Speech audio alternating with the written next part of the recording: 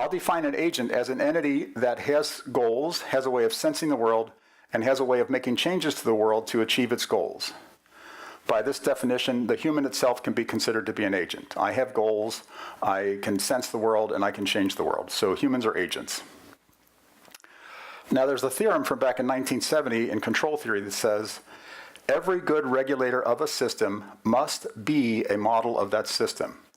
Now the term regulator here is really referring to an agent, and the term system is really referring to the world that that agent is operating in.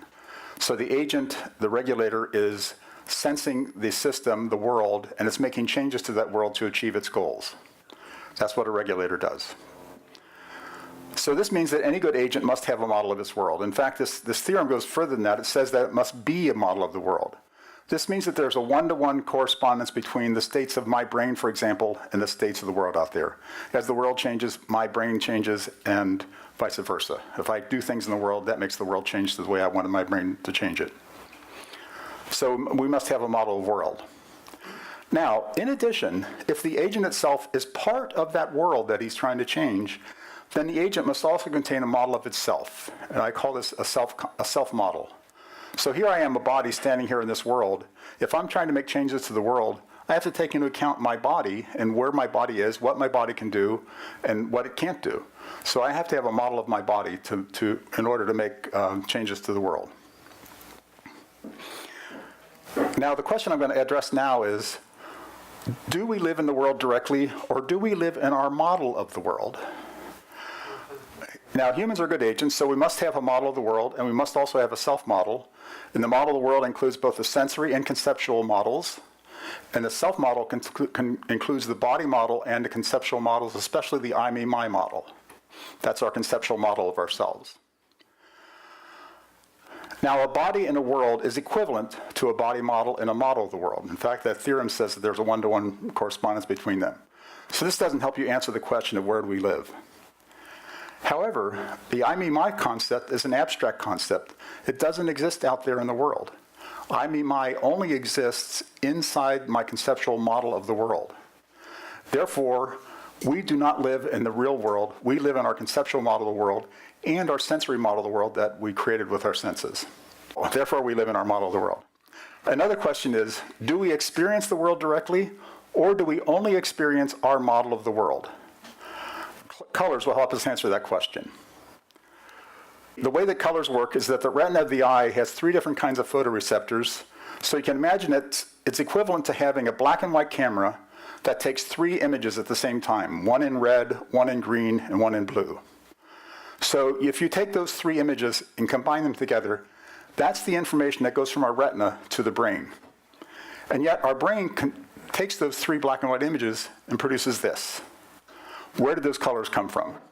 They didn't come from the world. They were constructed in our brain. Evolution decided that these colors will make it more useful for us to survive in our world. We'll be able to tell ripe fruit from not ripe fruit, and identify any of those things easily just by the color that we experience. So these colors only exist in our model of the world. They don't exist out in the real world. Therefore, we do experience only our model of the world. That's all that we experience. In fact, what we experience is not what we perceive.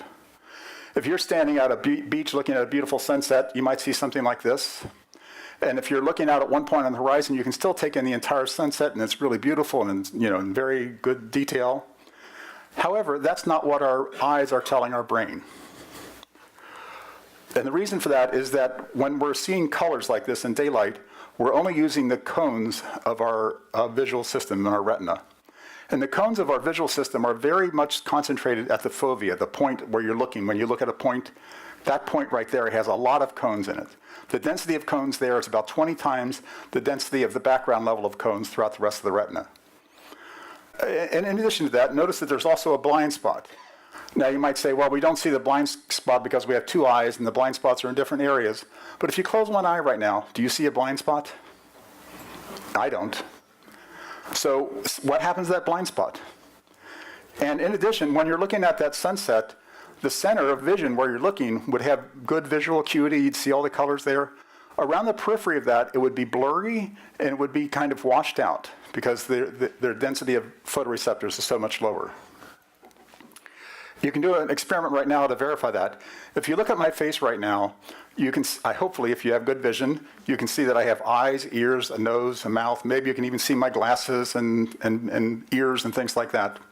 Now look away about 45 degrees from me. What do you see?